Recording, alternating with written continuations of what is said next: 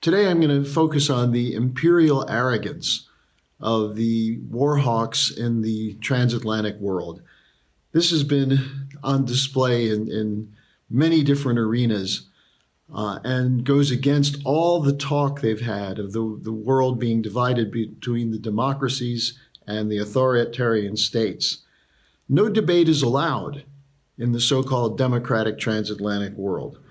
Once the narrative is pronounced, once the right story is put out there, any variation or any opposition to it is suppressed and denounced.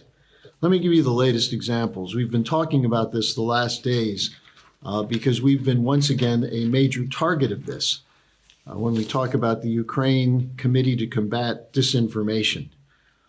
Any proposal for negotiations to end the war, any discussion that raises questions about Ukraine's policies, any attempt to describe the situation that existed from 2014 to 2022 before the Russian special military operation is denounced as Putin propaganda and its proponents as enemies of democracy and freedom. And they've created an enemies list. Any criticism of Ukraine is treated as a war crime. They've now added Amnesty International to that list because Amnesty International correctly reported that Ukraine's army uses civilians as a shield, which is a violation of international law.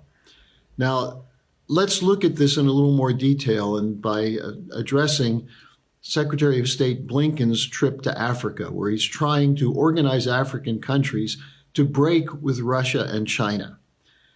What he said on this tour, and he met with the South African Foreign Minister, Pandor, he said African nations must break with Russia and China because, quote, they cannot allow a big country to bully a smaller one, to simply invade it and take its territory, unquote. Does he think African leaders are idiots? Does he think they have no view of the history of the last 40, 50 years? Does he think they never heard of Vietnam or the former Yugoslavia when NATO and the United States engaged in a 3-month bombing attack on a European country? Does he think they've never heard of Afghanistan, Iraq, the war crimes of the West and NATO in Libya and Syria? This just shows the arrogance of someone like Blinken. What about in Ukraine, where Zelensky is crushing domestic opposition, firing opponents within his own party, shutting down all opposition political parties and media, suppressing internal dissent, and publishing a kill list? Does Blinken think nobody's heard about that? In fact, because of our work, that's becoming public knowledge. Now, the South African foreign minister was not allowing herself to be beaten down by Blinken.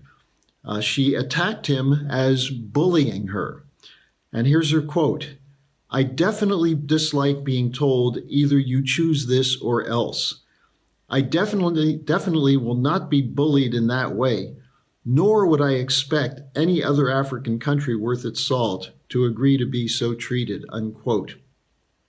On adopting so-called Western democratic model, she said, quote, all countries and peoples deserve the right to exercise their civil and political rights, unquote.